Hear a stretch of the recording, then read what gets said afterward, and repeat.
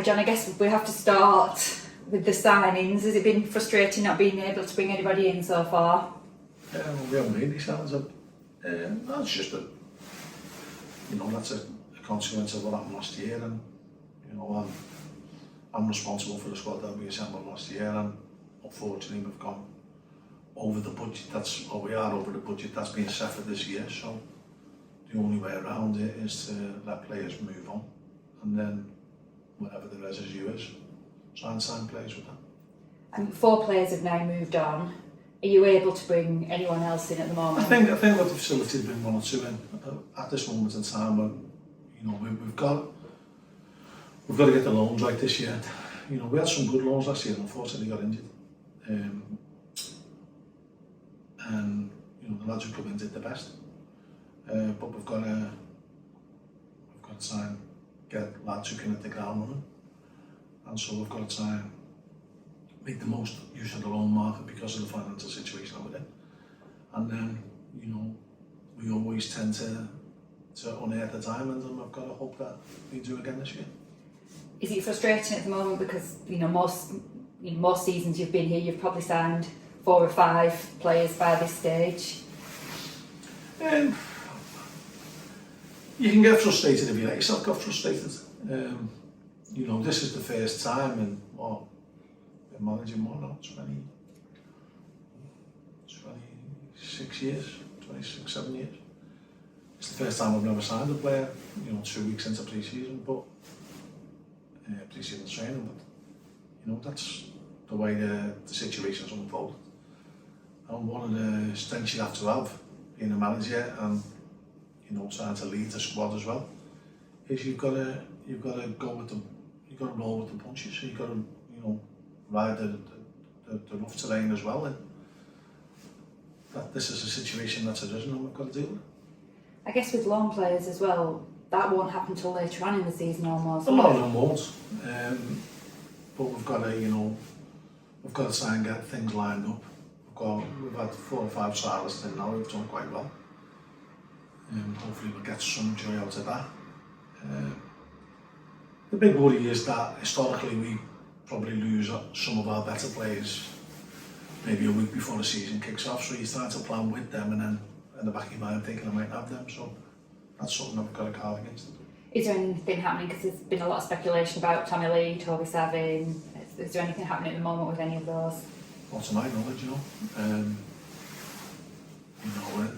there'll always be conjecture, We had this 6 weeks before the season ended about we wanted £200,000 from Porto, which is a load of nonsense. Someone's just plucked that figure out of the sky and decided to run with it and put it in print, which I think's stupid really.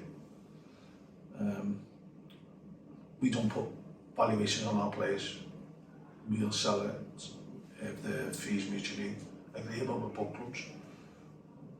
We're not a shop, so we don't price our players. And everyone's got, we'll have the price that if it gets met, they go with our best wishes. But anybody who says they've been quoted a figure from Accrington Stanley is telling lies. And that's harsh reality. On the positives, you've got Jay Rich-Bagloo and hopefully Joe Pritchard back from injury this season, 2 big players. They hopefully will make a big difference. They will. Joe probably not for the start of the season. Jay Rich hopefully, touch wood. And they are big players for us. But we've got some other big players in the squad. Don't be kidded by the fact that people think that with a spent force, if we've still got really good players in the building, then we've got to get them onto the pitch and hopefully be a little bit more injury free than what we were last year, and take it on to a challenge that we'll all relish. When you looked at the League 2 fixtures when they came out, are you looking forward to the season? You've got to. You've been involved in a great industry. Professional football, something I've attempted to look since I was that big. And something I wanted to do as a player, I didn't quite manage it, but I had a really enjoyable non-league career, which I wouldn't swap for the world now, and I've been fortunate to manage for so long in professional football. So if you're not looking forward to it, you shouldn't be here, should you? How big is the battle in League Two with, you know, your Wrexhams, your Notts Counties coming up, and you know, you still have your Bradfords? Yeah, possibly be a bit more different than last year, to be honest, because last year there was probably about 6 or 7 who dwarfed everybody. Now there's going to probably be about 12 who feels that they're going to spend enough money to have a go till to promotion.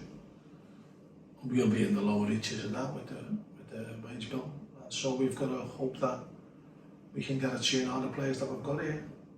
And it mustn't be forgotten that, you know, when we won League Two, we had the second lowest budget in the league, so it's not impossible. It's difficult, but it's not impossible. How do you feel pre-season's gone? Because you've done the sand dunes, you've had a few... I mean, Chris Scholes has stepped up on board now with the first team, and he's been doing really well as the strength and conditioning. Something that we feel is necessary if we're going to try and avoid the injuries that we had last year. We've also got a good partnership going with Hindburn Leisure Centre, and they've allowed us to use the facilities, which is a big boost for us. You know, superb facilities down there, the gym, the pool, the various fitness rooms, the spinning. So that's a really big plus for us, so we're very grateful for that. And we've got lads who want to work hard. We had our pre-season trip. Won't be as glamorous as some of the other teams who were going to Spain and Portugal and Austria. We went to Formby Beach. And the lads embraced that. The old out in the sea as well. So, but they embraced that, and you know, we'll make the best of what we've got. And that's all you can do. And you know, we're giving people opportunities to play in the Football League, which I wish I'd have had that opportunity when I was younger. After relegation last season, how hard is it to pick yourself up and everybody else up? Well, unfortunately, some teams have to go down. You know, and the fact that we escaped so long with the big hitters that were in there, and at one stage we're threatening to go up the other way, but for another run-up injuries. You know, that's been an achievement in its own right. And, you know, we want to get back to having them. You know, you can get blasé, and I think a lot of people have got blasé about playing the likes of your Derbies and your Sheffield Wednesdays, your Ipswich, your Sunderlands. I think people were getting blasé about that. And it was a struggle to keep your heads above water, and to do it for so long is an achievement. With the resources that we've got, I possibly didn't use them as wisely what I could have done last year. That wasn't for the one to try and, but you know, we seem to draw blanks left, right and centre in both windows. And so, you know, you're constantly trying to improve, and that's what we'll be doing again this year.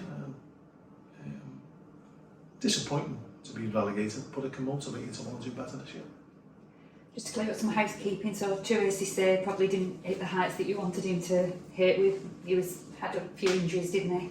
Well, you know, he did really well in pre-season last year, and then suffered an injury that he never really shook off. So spent most of the season injured, so that was a blow for him. And, you know, he's probably better off going somewhere where he knows he can play and play on a regular basis.